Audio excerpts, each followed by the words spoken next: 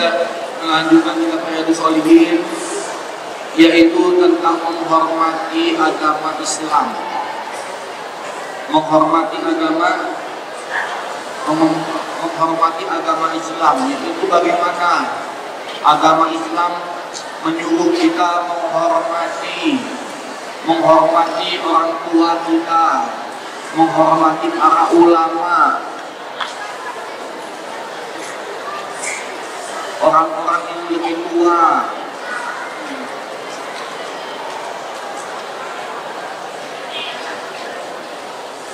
Menghormati orang yang lebih tua, menyayangi anak-anak yang lebih kecil, yang lebih lemah. Sebab itu orang Islam dididik oleh Allah, ini dididik oleh Allah supaya umat Islam itu berpikir. Dalam Al-Quran dijelaskan, "Qul hal yastawil ladzina ya'lamuna wal ladzina la ya'lamun, innama yatadakkaru ulul albab." Dijelaskan sama Allah bahwasannya, katakanlah wahai, siapa itu?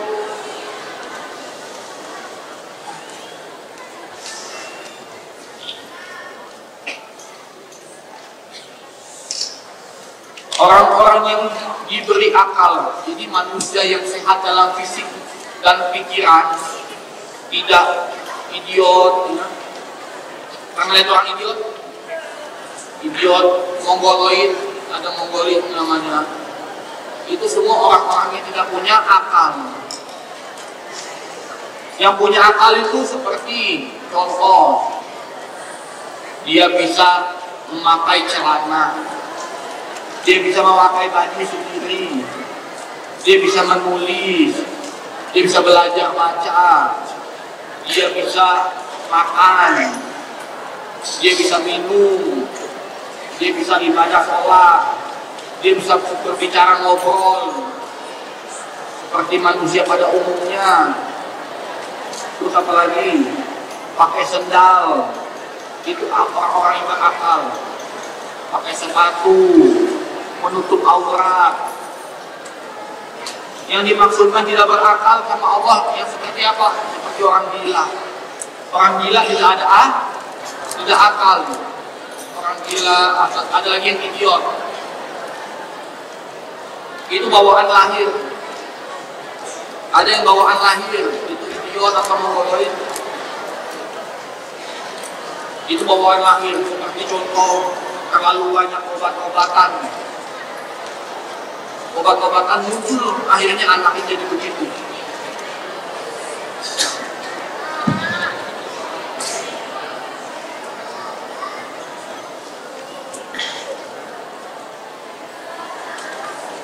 Karena lihat kan manusia-manusia ada yang begitu kan modelnya. Nah itu bukan golongan orang yang berakal. Yang berakal ini ya manusia-manusia normal seperti ini.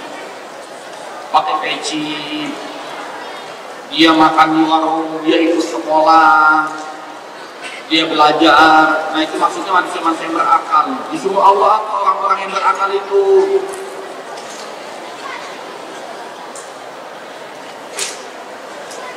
Disuruh orang-orang yang berakal itu disuruh belajar. Karena hanya orang-orang yang berakal yang bisa sekolah. Orang gila nggak bisa sekolah. Orang idiot nggak bisa sekolah. Idiot dari lahir, mongoloid. Itu nggak bisa sekolah. Sebab itu Allah sudah kasih tahu.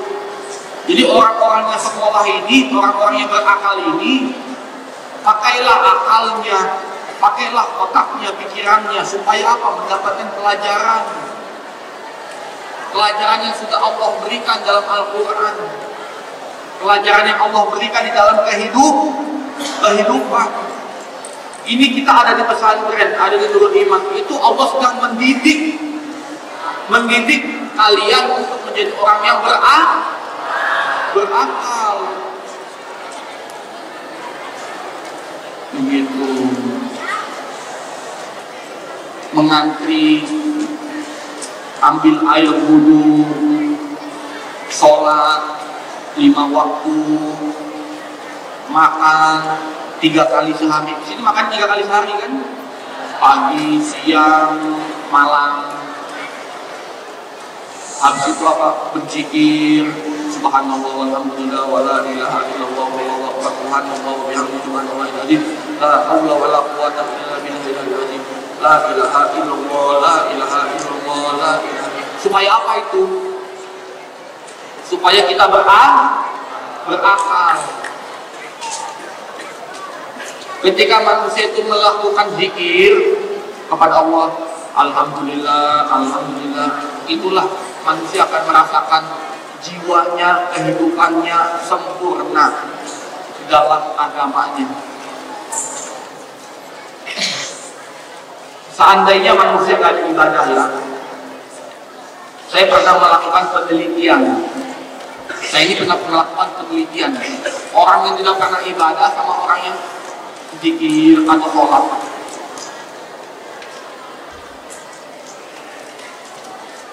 memang benar Allah itu memberitahu manusia itu sudah yang terbenar, yang terbaik. Jadi orang ini yang tidak pernah ibadah ini kerjaannya kerja, pulang balik ke kantor, ganteng, suaminya ganteng, istrinya ganteng, kita menikah, suami istri ganteng, cantik, dikasih tahu. Dokter, kaya, rumahnya bagus, besar, mobilnya bagus, tapi nggak pernah sholat, nggak pernah sholat, nggak pernah ibadah. Ini cerita aja, cerita pribadi saya punya kawan-kawan. Nggak pernah sholat karena sibuk, kerja, cari uang, sibuk, suami sibuk, istri juga sibuk. Beda waktu untuk duduk di masjid, berzikir, astagfirullahaladzim, astagfirullahaladzim. Begitulah seperti yang kita kerjakan di pesantren. Yang satu lagi, orang biasa, sederhana, dibilang kaya enggak.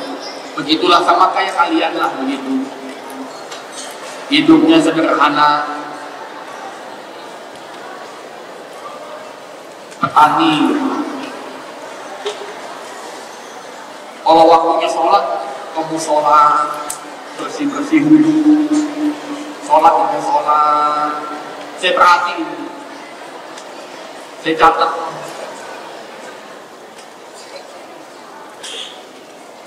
Kan nggak sembarangan S3 itu, mesti ada penelitian juga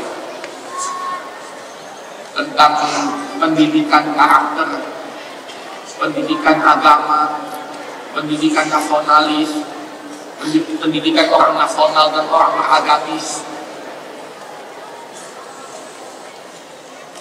Diteliti. Yang sederhana ini tenang hidupnya, walaupun miskin ya.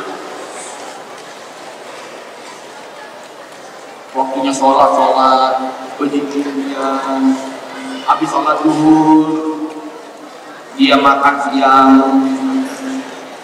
habis makan siang istirahat dulu sebentar, jam 2 lanjut lagi dia pergi ke sawah, atau dia lanjut lagi bekerja, nanti selesai, habis sholat asar, jam 4 selesai kerjanya. Masih hidup sampai sekarang, damai, adem, senantiasa sentosa. Yang orang kaya ini sudah meninggal suaminya, bunuh diri yang kaya itu, ganteng, istrinya juga cantik, rumahnya besar, mobilnya bagus, bunuh diri karena dia bilang hidupnya hampa, hidupnya kosong. Dia merasa punya segalanya, tapi ada yang kurang dalam hidupnya. Apa itu?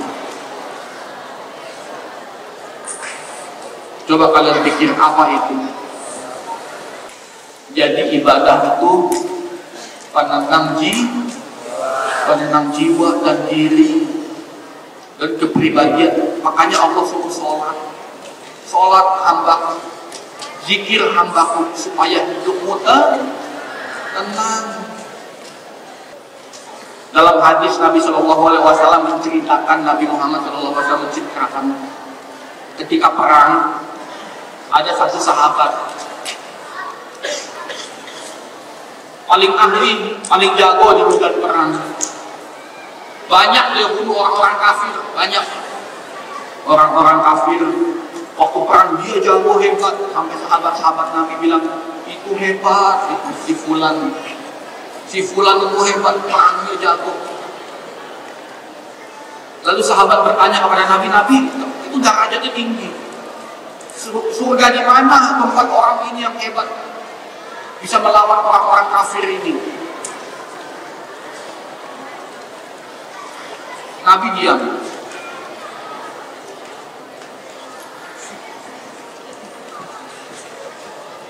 Nabi bilang di neraka. Kata Nabi di neraka. Kenapa wahai Rasulullah? Dia membela agama Islam. Dia berjihad membela agama Islam. Kata Nabi, tahu dari mana kamu dia bela agama Islam?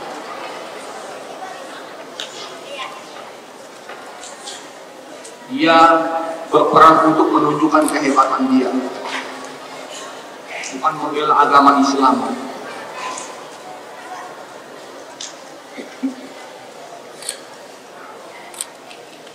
Lalu di akhir hayat, sang jagoan tadi, sang kesatria itu terkena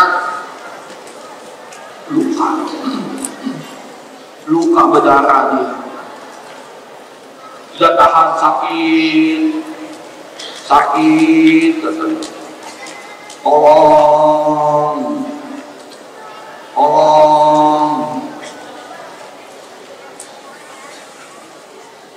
Tiba-tiba dia ambil pedang, dia tusuk jantungnya karena dia tidak tahan lagi merasakan sakit.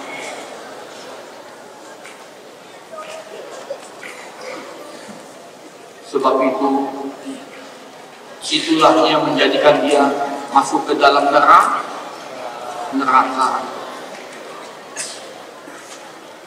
Zaman sekarang miskin bunuh diri, kaya bunuh diri karena nggak ada iman Islam.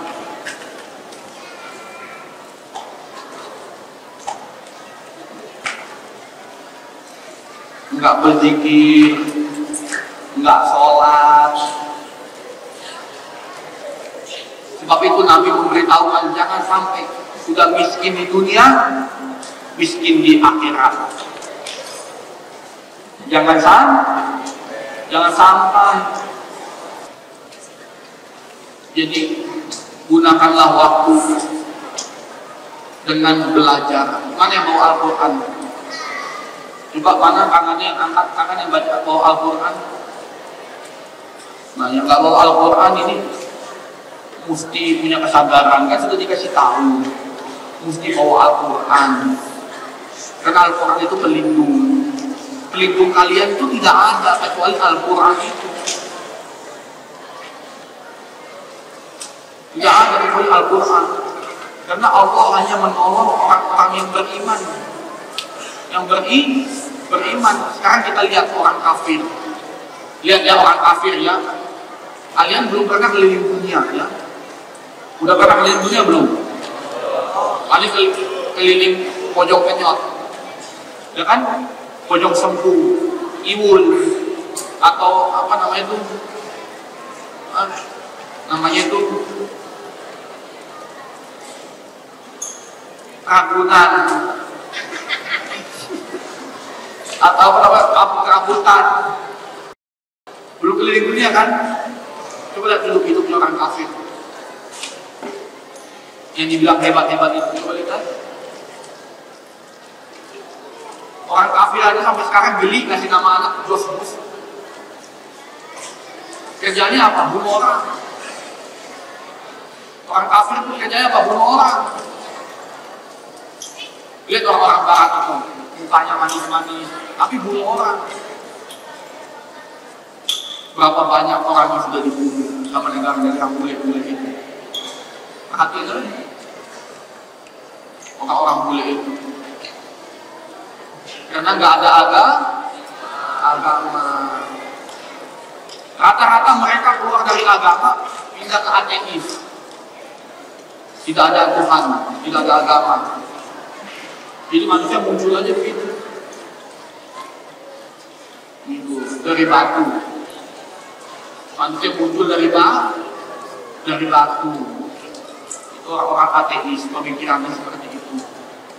Sedangkan ayam, duluan ayam apa telur yang keluar di bumi ini? Ayam apa telur? Ayam dulu kan, baru ada telur kan. Soalnya kalau ayam sudah pasti ada telurnya, ada bijinya kan. Kalau ayam jantan ada bijinya nggak? Nah, kalau telur belum tentu ada bijinya. Nah, sedangkan itulah manusia. Tidak mungkin kita manusia tanpa ada asal muasal. Makanya beruntung ini orang-orang Islam. Beruntung. Islam itu adalah suatu keberuntungan.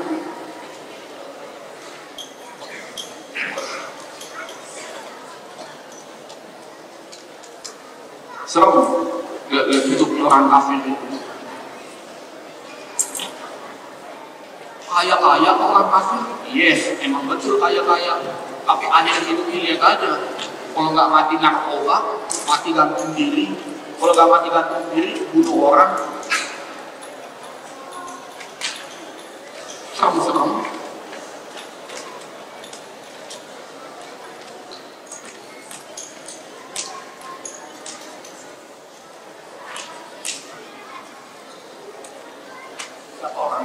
Siapa orang kafir yang baik?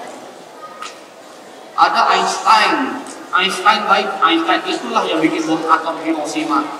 Berapa banyak orang Jepang yang mati di bom sama atom bikinan si Einstein itu?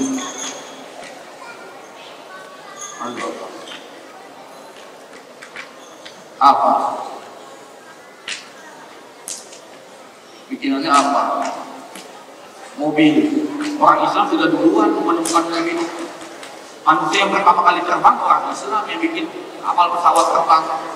Baru dikembangkan oleh orang-orang kafir. Jadilah pesawat, jadilah mobil. Yang pertama kali menemukan orang Islam.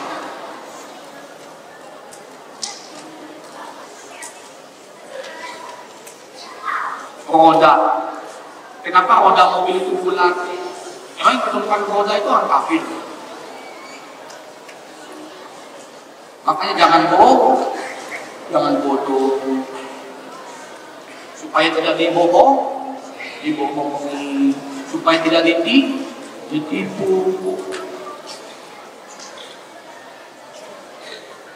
Dari zaman Mesir kuno sudah ada roda itu bulat. Kenapa enggak kotak? Kalau kotak nggak bisa jalan. Orang-orang zaman dulu sudah lebih pintar.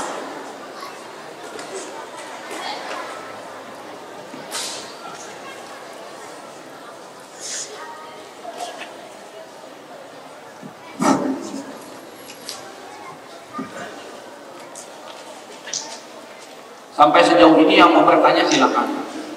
Yang mau bertanya masalah kehidupannya atau masalah agamanya silakan.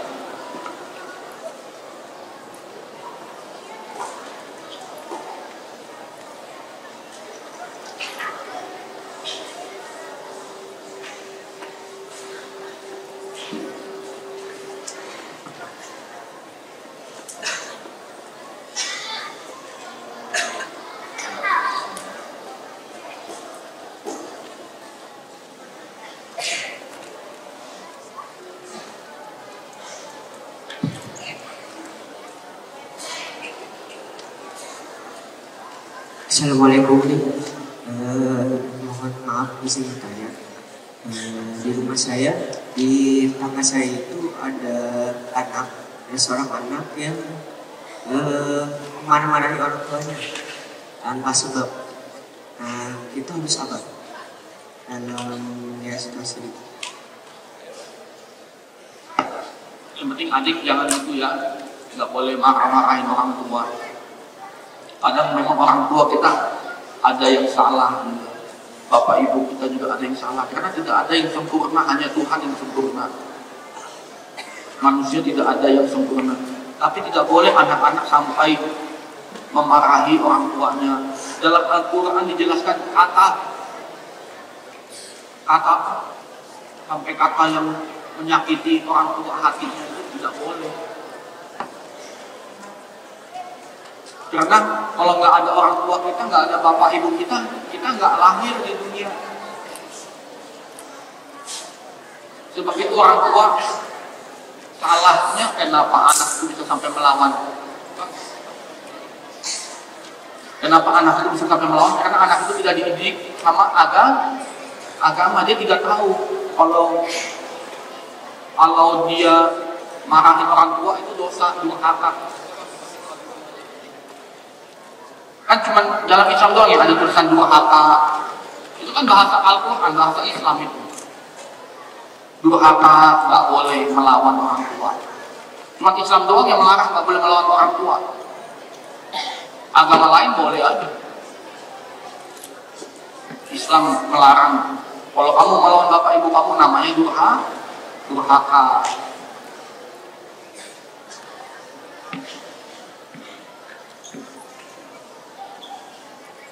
Anak itu ibaratkan harimau. Ini kalian ini kan harimau nih. Harimau kumbang. Macan-macan. Masih kecil nggak bermasalah, nggak berbahaya. Harimau itu kan masih kecil lucu kan. Ya, macan itu lucu kan. Kalau masih kecil ya bisa digendong-gendong. Tapi kalau sudah gede gimana?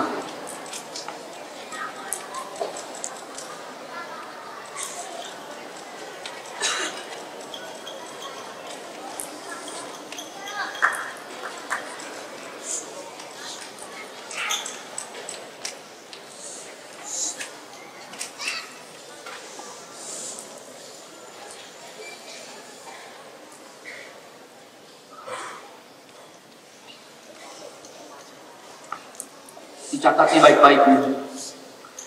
Kalau setiap kita mau berdoa, baca doa ini.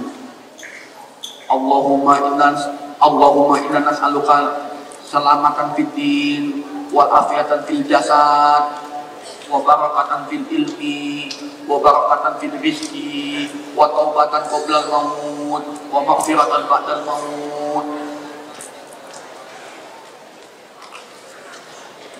Supaya kita dapat hidup yang selamat, dapat rezeki yang selamat, dapat umur yang selamat. Itu ya doanya.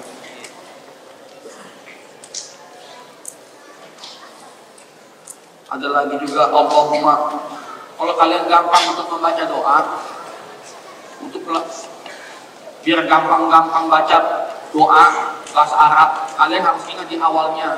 Gak apa-apa deh di sini deh. Harus ingat di awalnya mesti ada Allah. Allahumma inna nas'aluka ilman nafi'an wa rizqan wasi'an wa shifaan min kulli da'in wa shafa'an min bi rahmatika ya arhamar rahimin. Jadi mesti ingat Allah. Allahumma antarhamana wa aba'ana wa ummahatina. Allahumma atina fid dunya hasanah. Pasti diawali dari Allah. Allahumma barik lana fi hayatina. Supaya hayatnya, hidupnya lancar usahana.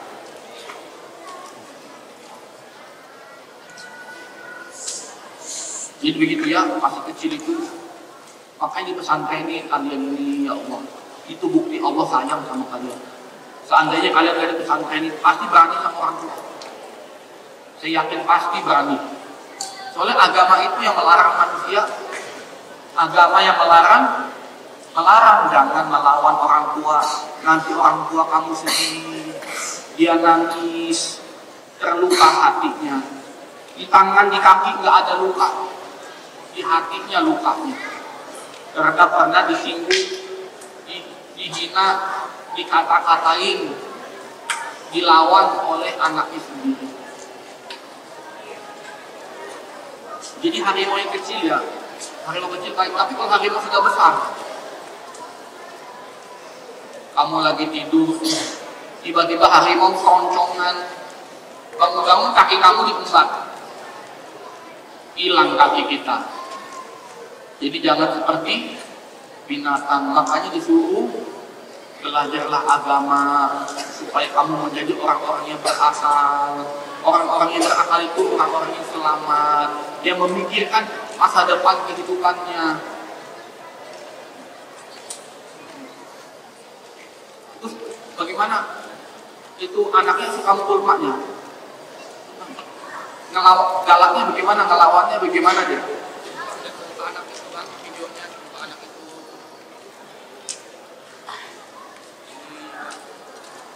ngelawan bapak ibunya bagaimana nanti? Dipukul tanpa sebab, dipukul tanpa sebab.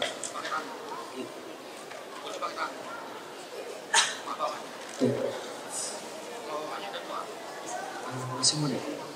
Anaknya baru berumur 12. Bapak ibunya umur berapa? Anaknya umur 15 tahun. Suka hajar, pukul bapak ibunya. Iya. Dipukul bapak ibunya. Bapak ibunya takut. Trauma. Tuh kalian dengar tuh, dengar. Pada berdiri, pada berdiri, pada tidur.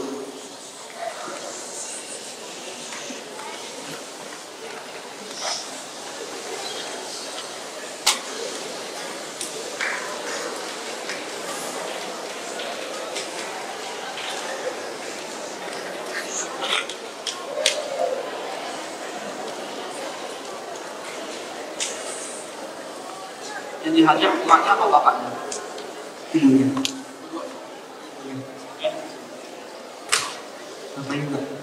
Bapaknya udah meninggal. Emaknya yang dihajar. Iya.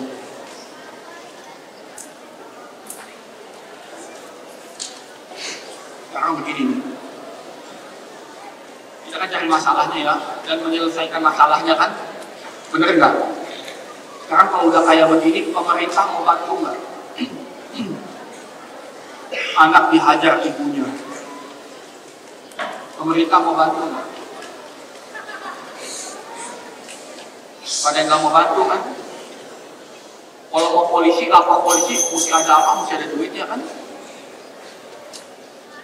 Bener nggak? Apa-apa mesti ada duitnya kan?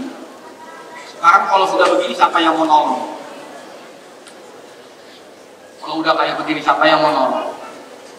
Coba mikir, coba tanya siapa yang bisa jawab. Coba tanya siapa yang bisa jawab.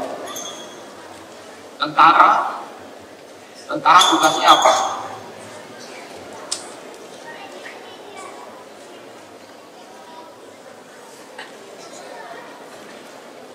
Pasti kalau udah kayak gitu gak mau di pesantren nih. Gak mau. Mabok-mabokan. Mabok. Kalau udah kayak gitu, apa ente mau mengasuh anak itu? Siapa yang mau menolong anak itu? Tiba-tiba dia mabok-mabok, ente dibentung kepalanya pakai botol. Siapa yang mau nolong? Apa ente mau membantunya menjadikan anak angkat? Siapa yang mau menerima anak angkat model begitu? Pak Jokowi tolong, ada anak ini mau diasuh, anaknya mabok-mabokan, suka mukul ibunya, mau nggak tuh Pak Jokowi?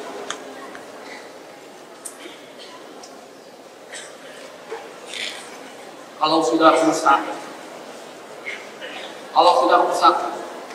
setan pun jijik sama kita. Setan, tahu setan nggak?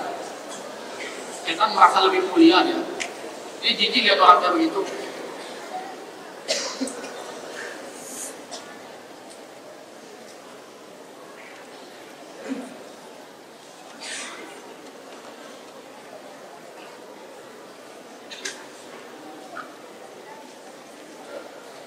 Tapi Allah memberitahukan dalam firman-Nya Al-Quran, apa kata Allah? Saya maafkan, dan Allah maha menerima taubat. Bayangin, itu baiknya Allah. Di sini gak ada yang mau terima manusia model begitu. Ente mau nggak ambil anak itu kan? Kasih bikin. Bang, ini ada anak 15 tahun. Bagaimana ente mau kasih ke anak itu?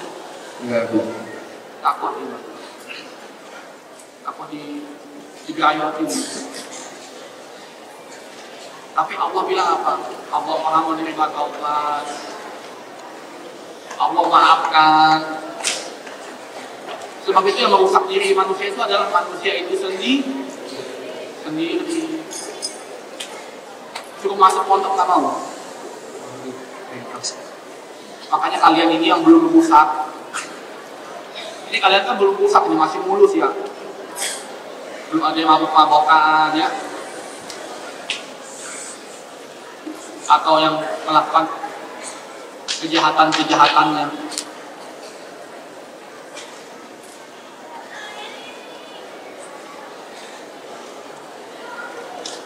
Banyak-banyak bacaan Al-Quran.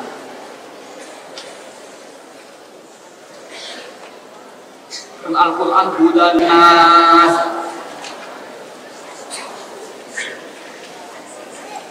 Dan rahmat dari Allah min rahmatillah. Dan turunnya perlindungan dan kasih sayang Allah. Coba aja Bang, itu aja lapor aja ke polisi lah.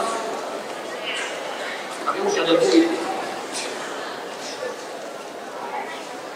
Susah lah Bang, kalau udah kayak begitu saya udah langsung mulai saya pengen ke kamar kecil. Kalau lihat kayak begitu tuh susah ya.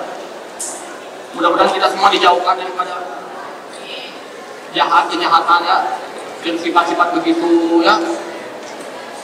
Mudah-mudahan Allah beri taubat ya, Allah beri hidayah, anak itu nggak jadi anak yang nakal ya, nggak jadi anak yang melawan orang tua. Sebab itu orang tua juga makanya jangan dimasukin di sekolah SMP, SMA umum ya, SMK. Jangan, saya kasih tahu jangan. Itu sekolah campur laki cewek. Campur laki cewek, banyak yang pada hamil, pada booking. Makanya paling bagus untuk pondok pesantren, nggak boleh campur laki cewek. Serem kalau baca berita ya. Di Bogor, anak bayi borok dibuang di jalanan karena bayi begituan lah. Merinding nggak tuh? Jangan sampai lah ya. Na'udzubillah min. Jadi kalau ada yang jelek-jelek bilang na'udzubillah min. Oke, pada duduk.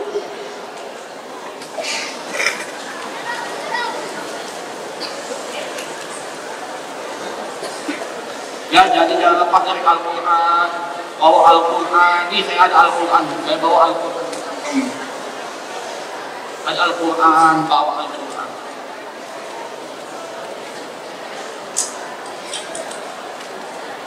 Kalau sudah hidup kita rusak, hancur,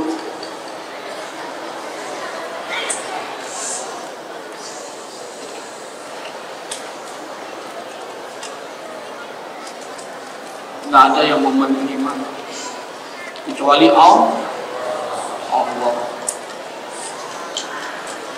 Siapa yang mau menerima di sini atau di luar sana? Kalau orang-orang itu berarti masukannya sudah jadi ini ya, anak apa namanya itu yang pakai anting-anting ya, tatoan gitu ya. Kalau di sini bilangnya apa itu ya? Iya, anak metal gimana kan gitu ya.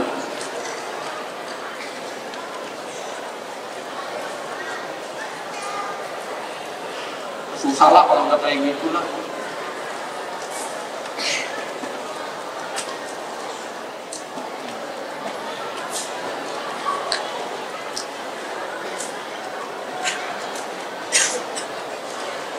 Makanya anak-anak tuh juga nggak boleh diturutin pengawannya.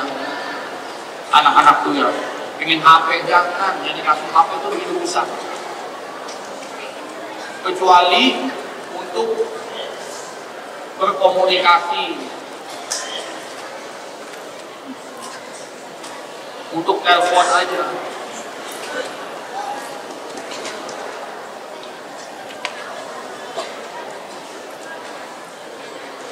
Anak minta motor jangan.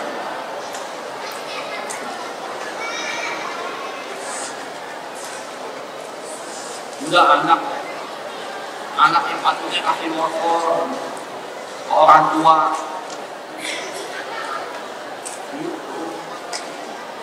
Saya juga nggak ada motor, nggak bisa bawa motor, nggak bisa nyetir motor karena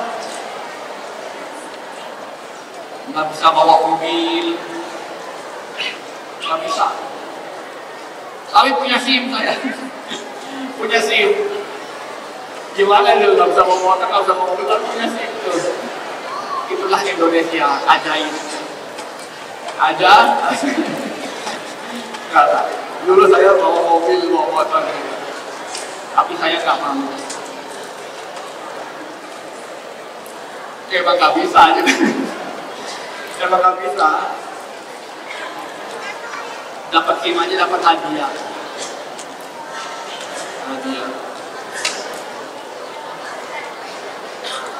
Tapi enakan jalan kaki. Kalau nggak punya mobil, nggak punya motor, telepon teman, minta dianterin.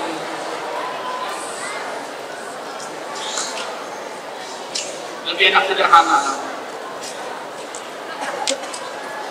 Dulu ada SIM, dulu sempat belajar mobil, belajar motor enggak ya, motor nggak bisa ya.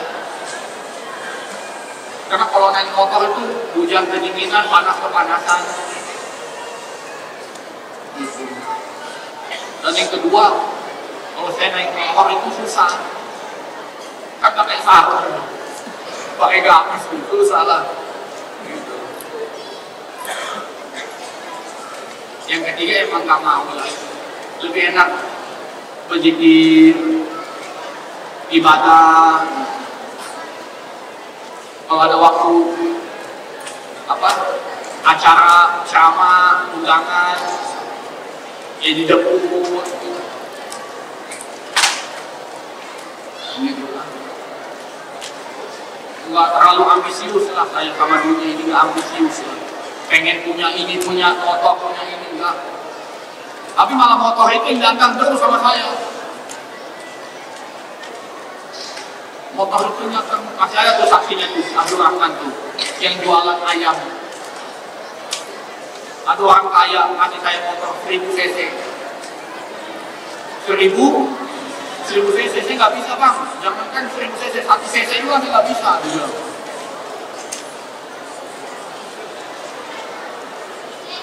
Jadi ketika kita disayang sama Allah, kita cinta sama Allah, dunia itu akan datang sama kita. Yang punya darajat, yang punya pangkat, Allah. Yang punya rizki, yang punya banyak uang, yang punya banyak harta, Allah. Jadi tenang-tenang aja, gitu. Tenang-tenang aja. Gak usah terlalu ambisius kita. Yang penting harus jadi pemimpin, harus jadi pejabat, jadi anggota DPR, jadi bupati, bukan bupati tinggi-tinggi. Jadi bupati betulan. Apa bupati tingkatannya? Apa tingkatannya bupati? Bukan bupati tinggi-tinggi, bukan. Bupati tingkatannya apa? Apa bupati itu? Hah? Apa bupati tingkatannya? Kalau wali kota kan kita tahu wali kota apa, bupati apa? Oh, jadi Jadi bupati itu adalah sebutan untuk kepala daerah kabupaten di Indonesia.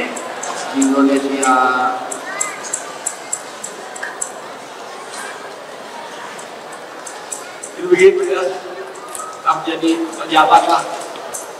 Soalnya kalau orang Indonesia bukan jadi pejabat, ini kan orang Indonesia nanti orang Cina jadi pejabat, nanti orang Amerika jadi bupati.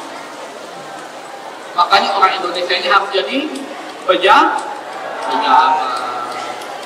Ya, kalau saya jadi guru aja, jadi ulama aja saya yang gembleng kalian, yang kasih semangat kalian, yang kasih kekuatan kalian, yang kasih pikiran, yang kasih motivasi, yang kasih semangat.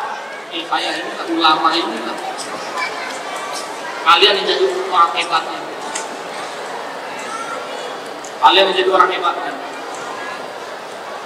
Kalau saya cita-citanya emang jadi ulama.